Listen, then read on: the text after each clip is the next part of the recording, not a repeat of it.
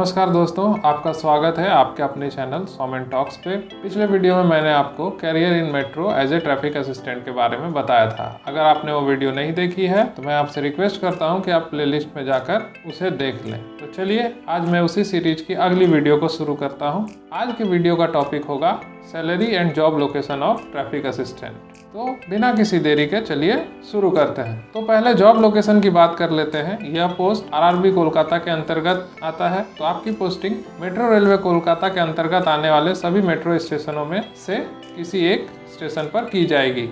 सारे metro station Kolkata शहर में ही स्थित हैं। तो यहाँ पर नौकरी ज्वाइन करने पर कोलकाता ही आपका ऑफिस एड्रेस हो जाएगा। अब मुख्य बिंदु सैलरी पर आते हैं, लेकिन उससे पहले कुछ कीवर्ड्स पर चर्चा कर लेते हैं जो आगे वीडियो में इस्तेमाल होंगे। जैसे सैलरी, इसका अर्थ है वेतन। फिर आता है बेसिक सैलरी, जिसका अर्थ है मूल वेतन। फिर आता है डियरनेस अलावेंस, जिसको डीए भी बोलते हैं, जिसका अर्थ है महंगाई भत्ता। फिर आता है हाउस रेंट अलावेंस यानी कि एचआरए, जिसको हिंदी में आवास किराया भत्ता भी बोला जाता है। फिर आता है ट्रैवलिंग अलावेंस यानी कि टीए, या फिर हिंदी में इसको बोला जाता है यातायात भत्ता। फिर आता है स्पेशल अलावेंस, विशेष भत्ते जो समय समय पर आपको दिए जाते हैं। अब हम रेफरेंस टेबल के लिए 7 CPC के चार्ट का इस्तेमाल कर सकते हैं। आपको वहां पर बस इतना करना है कि आप लेवल 4 के कॉलम के अंतर्गत अपनी सैलरी को देख सकते हैं। जैसे 25,500 पहले रो में लिखा हुआ है, यानी प्रथम वर्ष में आपकी बेसिक सैलरी होगी 25,500। पहले इंक्रीमेंट के बाद दूसरे वर्ष में आपको मिलेंगे 26,300 रुपये एज ए बेसिक सैलरी, और दूसरे वर्ष में जब आपका इंक्रीमेंट लगेगा, यानी जब आप तीसरे वर्ष में जाएंगे तो आपको 27,100 रुपये मिलेंगे एज ए बेसिक सैलरी। इसके अलावा कुछ और भी सैलरी कंपोनेंट्स हैं जिसके बारे में मैं आगे बताने वाला हूँ। तो दोस्तों, अगर आपको ये वीडियो अच्छे लगे, अभी तक आपको इसका कंटेंट पसंद आ रहा हो, तो कृपया इस चैनल को सब्सक्राइब करें और इस वीडियो को ज़्यादा से ज़्यादा शेयर करें।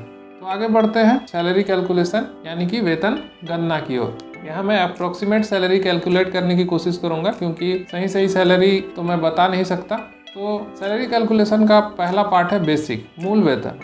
मूल वेतन के बारे में मैंने पहले ही बता दिया है। ये आपके 7 CPC के टेबल जो कि गूगल में उपलब्ध है, वहाँ से आप देख सकते हैं। उसमें आपको 2400 तथा लेवल 4 का एक ही कॉलम बना हुआ है, उस कॉलम को देखेंगे। टेबल आप हमेशा सिविलियन एम्प्लॉय का ही डाउनलोड करें, क्योंकि रेलवे एम्प्लॉय जो है सिविलियन एम्प्लॉयज में आते हैं। डिफेंस का स्ट्रक्चर इससे थोड़ा अलग है। दूसरा कंपोनेंट है डियरनेस अलावेंस यानी कि डीए। इसको हिंदी में महंगाई भत्ता भी बोला जाता है। मूल वेतन के बाद सरकारी कर्मचारी को महंगाई भत्ता दिया जाता है, जो हर 6 महीने में सरकार द्वारा संशोधित यानी कि रिवाइज किया जाता है। अभी 1 जुलाई 2021 से इसकी दर 31% है। 1 जनवरी 2022 से इसे और 3% से बढ़ाए जाने की उम्मीद है। अगर यह लागू हो जाता है तो महंगाई भत्ता का जो दर है वो 31% से बढ़कर 34% हो जाएगा। यहाँ ध्यान देने योग्य ये बात भी आपको जान लेनी है कि सरकारी कर्मचारियों का कोविड-19 के समय 1.5 साल के लिए 17% पर डीए को सरकार के द्वारा फ्रीज कर दिया गया था। आगे बढ़ते हैं वेतन के तीसरे कंपोनेंट की ओर, जो है एचआरए यानी कि हाउस रेंट अलावेंस। इसको हिंदी में आवास किराया भत्ता बोला जाता है। सरकारी कर्मचारी को रहने के लिए सरकारी क्वार्टर दिया जाता है, लेकिन अगर किसी कर्मचारी को यह अवेलेबल नहीं होता तो उसको एचआरए मिलता है। आपके केस में इसकी दर 24%, 27% तथा 30% होगी। यह तीनों दर कब कब लागू होगी यह भी मैं आगे बता देता हूँ। केस 1, अगर डीए आपका 25% से कम है तो एचआरए की दर 24% होगी। अगर डीए आपका 25% से ऊपर चला जाएगा तो एचआरए की दर स्वतः 27% हो जाएगी। इसी तरह अगर डीए बढ़ते हुए 50% से ऊपर चला जाए तो एचआरए अपने अधिकतम दर 30% से दिया जाएगा। यहाँ ध्यान देने योग्य बात ये भी है कि एचआरए की अधिकतम दर 30% ही तय की गई। कृपया ये भी ध्यान रखें कि आप एक्स सिटी कोलकाता में रहते हैं, यानी भारत सरकार द्वारा कुछ शहरों को एक्स, वाई और जेड कैटेगरी में बांटा गया है। एक्स सिटीज में सबसे ज़्यादा हाउस रेंट अलावेंस मिलता है। तो कोलकाता शहर में जो भी एचआरए की दर है ये सर्वाधिक है, और ये अन्य शहरों पर लागू नहीं होती है, केवल एक्स टाइप सिटीज़ पर ही लागू होती है। फिर आगे बढ़ते हैं, टीए के बारे में बात करते हैं, यानी कि ट्रैवलिंग अलाउंस, यातायात भत्ता। आपको अपने आवास से लेकर कार्यस्थल तक जाने के लिए या फिर कार्यस्थल से कहीं और ड्यूटी के लिए ही जाने के लिए यातायात भत्ता दिया जाता है, जिसका कैलकुलेशन आप नीचे दिए गए फॉर्मूला से कर सकते हैं। आप सिंपल 3600 रुपये को 100 प्लस करंट डीए रेट को मिलाकर गुना कर दीजिए और उसको 100 से भाग दे देने पर आपका जो टीए है उस महीने के लिए आपको पता चल जाएगा। पांचवें भाग में हम बात करेंगे स्पेशल अलावेंस यानी कि विशेष भत्तों का। विशेष भत्तों में है, पहला है ड्रेस अलावेंस जो 5,000 रुपये साल में एक बार आपके यूनिफॉर्म के लिए दिया जाता है।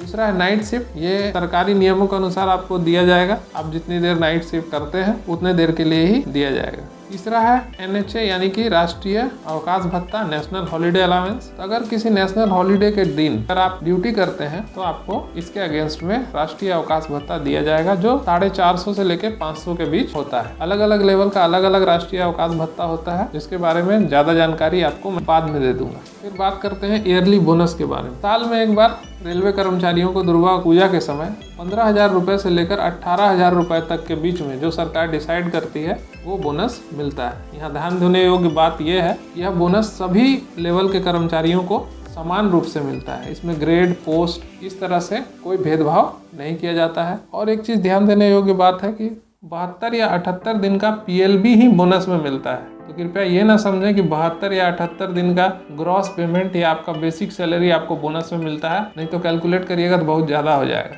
यहाँ मैं आपको करेक्ट जानकारी ही देने आया हूँ, इसीलिए उम्मीद करता हूँ कि आपको ये जानकारी पसंद आ रही होगी। इतनी सारी बातों के बाद आप ये जान लीजिए कि सरकार से डायरेक्टली आपको ये चीज़ें मिलेंगी, इसी को अगर आप जोड़ देंगे तो आपको अपनी ग्रॉस सैलरी पता चल जाएगी। अब हम बात करेंगे कटौतियों की। तो अगर आप ग्रॉस सैलरी जोड़ चुके हैं तो कटौतियों को भी ध्यान दें, क्योंकि जो आपके बैंक अकाउंट में पैसा आएगा वो कटौतियों के बाद ही आएगा। तो जो डिडक्शंस है वो आपकी ग्रॉस सैलरी में से ही कटता है, जिसमें पहला डिडक्शन है NPS, नेशनल पेंशन स्कीम, जो 10% होता है आपके बेसिक और DA का, और वो आपके सैलरी में से कट जाता है। इसमें ध्यान देने योग्य ये बात है कि इसके ऊपर अलग से 14% जो आपके बेसिक DA का बनता है, सरकार अपनी तरफ से NPS के फंड में प्रति माह जमा कराती है। तो इस तरह से देखा जाए तो कुल 24% आपके बेसिक और DA का प्रति माह आपके NPS अकाउंट में जमा होता रहता है। फिर आता है CGISC, ये 30 रुपये प्रति माह सेंट्रल गवर्नमेंट इंश्योरेंस स्कीम के रूप में कटता है। फिर आता है प्रोफेशनल टैक्स, आप जहां काम करते हैं उस सरकार को आप प्रोफेशनल टैक्स देते हैं। वेस्ट बंगाल सरकार को 200 रुपये प्रति माह आपके सैलरी में से प्रोफेशनल टैक्स के रूप में काट के दिए जाते हैं। चौथा आता है इनकम टैक्स। अगर आपकी कुल आय टैक्सेबल हो जाती है भारत सरकार के अंतर्गत तो स्वतः ही आपके टैक्स की गणना होती है और आपका इनकम टैक्स भी कटने लगता है। अब आता है नेट पेएबल, यानी कि वो पैसा जो आप घर ले जा सकते हैं। तो अब आप प्रति माह ग्रॉस सैलरी में से डिडक्शन को घटा दीजिए, आपको अपना प्रति माह अर्जित वेतन प्राप्त हो जाएगा।